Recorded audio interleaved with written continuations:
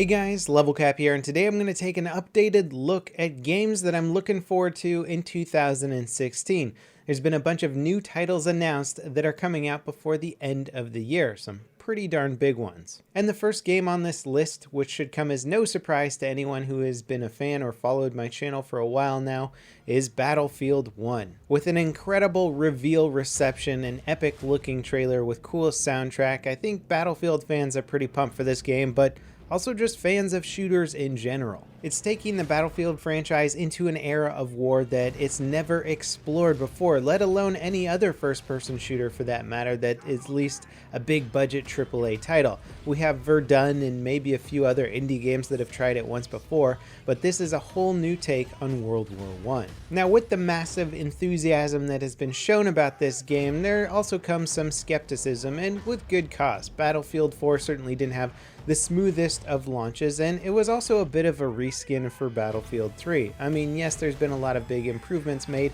to Battlefield 4 over BF3, but there was still that sort of element of it's kind of the same game here, just with a different number at the end of Battlefield. Will Battlefield 1 be a reskin? I don't believe so. Aside from the massive theme shift going from modern warfare to old-fashioned, there's also going to be a pretty big difference in just the basic mechanics and weaponry that can affect the gameplay. For example, there won't be any sort of lock-on weapons in the game. That's a big change. Battlefield 4 is full of lock-on weaponry and easy-to-use weapons that kind of auto-kill your opponents. Also, we're not going to see any sort of helicopters in this game, so no more hovering around spawn points, spawn camping people. There will be airplanes, they can do strafing runs and bomb you, so that'll be a bit of a change up, but they will be flying much slower. Also, there's going to be tanks that are much more squad oriented. Rather than having a one-man army inside of an armored vehicle taking out everybody, it seems like they're going to be much more geared towards team play and squad mechanics within the tank itself. These changes and many more I feel are going to deliver a much different and hopefully evolved Battlefield experience, and I cannot wait for the release of Battlefield 1 in October. The next game on this list is right around the corner, in fact is coming out on Tuesday the 24th, and this is Blizzard's Overwatch. This competitive team-based shooter is going to mark Blizzard's first entry into the first-person shooter genre. Anyone who's been skeptical of their ability to make a shooter has had the opportunity to play in the open beta, which was actually the most successful open beta of all time, netting over 9 million players. Blizzard is certainly no stranger to esports, having years of experience with StarCraft and now Hearthstone being a very, very popular esports game.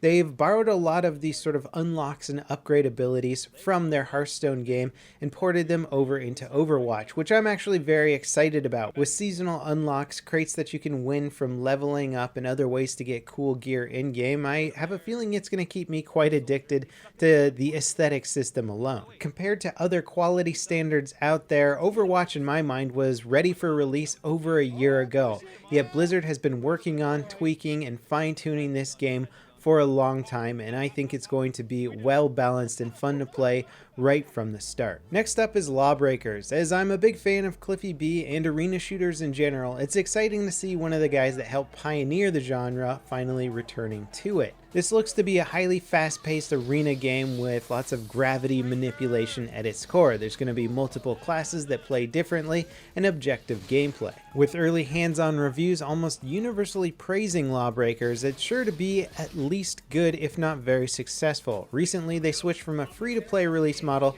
to a paid one, which might actually be a smart move.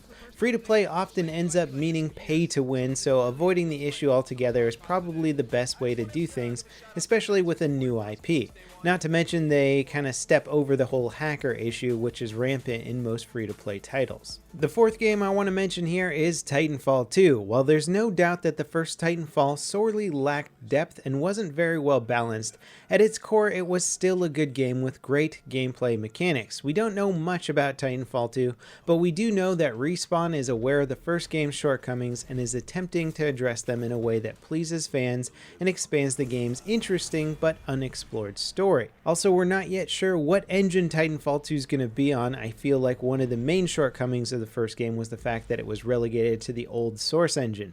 It could be running on Source Engine 2 or maybe something entirely different. Now when it comes to single player games, we have Dishonored 2. As one of 2012's best games, Dishonored was a hit that stood out from the crowd with its steampunk art style and incredibly versatile gameplay mechanics. There's no shortage of stealth action games these days, but few of them do it as well as Dishonored did. The upcoming sequel looks to be an even bigger game featuring 2 playable characters with unique perspectives on the game's storyline. The next game on the list that I want to talk about is multiplayer only, and that is Offworld Industries' Squad. As a spiritual successor to the Battlefield 2 mod Project Reality, Squad has already got a pretty dedicated fan base and had no problem getting greenlit on Steam. And as I've sunk many hours into Squad, I can tell you that it certainly lives up to its name. It is squad team-based combat. You have to work with your teammates, heavy on voice communication, moving around large open maps that are frighteningly realistic. It's described as somewhat of a cross between Arma and Battlefield, having the ease of access as Battlefield does, but also some of the more realistic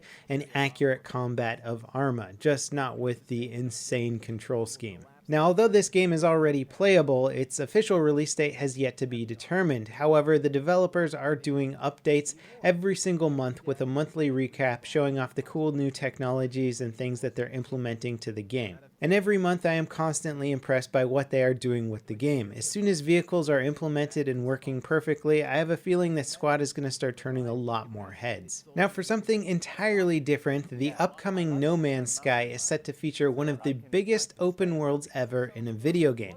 Featuring an entire universe of planets to explore, No Man's Sky looks to be the next step in the evolution of games like Minecraft, where the goal isn't just to play through a storyline. The game's creator, Sean Murray, has been adamant that its procedural generation and grandeur will offer something that appeals to all kinds of players. Whether you're into games for combat or interstellar travel, No Man's Sky looks like it's going to be a more accessible, simpler version of Star Citizen. And while I'm incredibly excited for Star Citizen, its multiplayer probably won't be finished until sometime next year. Star Citizen single player, on the other hand, Squadron 42, may be coming out later this year, featuring voice and motion capture acting by a pretty incredible cast including Mark Hamill, Gary Oldman, Andy Serkis, and others. Squadron 42 will be the first story-driven game Chris Roberts has done in years.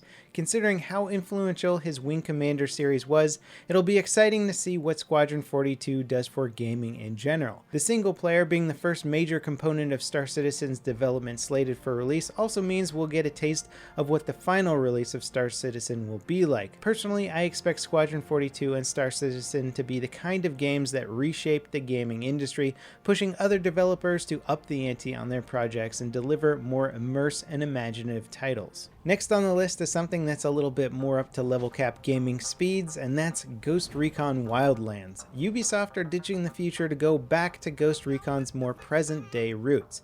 Interestingly, however, they are also going open world, which is the first for the franchise. Playing as a soldier in what basically looks like an open world Western game is a pretty big departure from the typical military guy shoots bad guys fare. Hopefully Ubisoft recognize the fun that could be had with a game like Wildlands and don't try and force gameplay on a setting that doesn't really fit it like, say, The Division.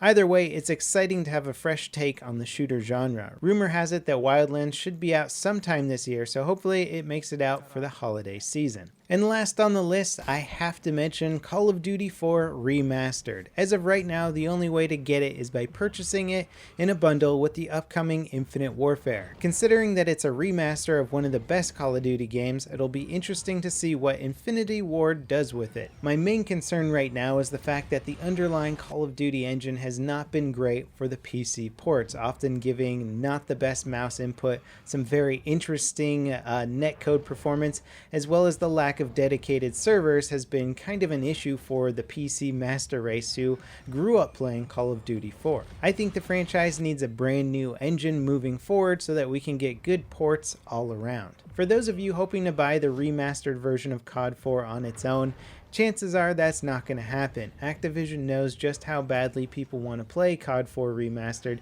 and if it's bundled with a much bigger game package that you have to buy at full price, many old school fans are probably going to do that. Anyway, that wraps it up for my updated look on the most anticipated games for 2016. Let me know in the comments what you guys think. What are you looking forward to the most? And as always, I'll see you next time. This is LevelCap signing off.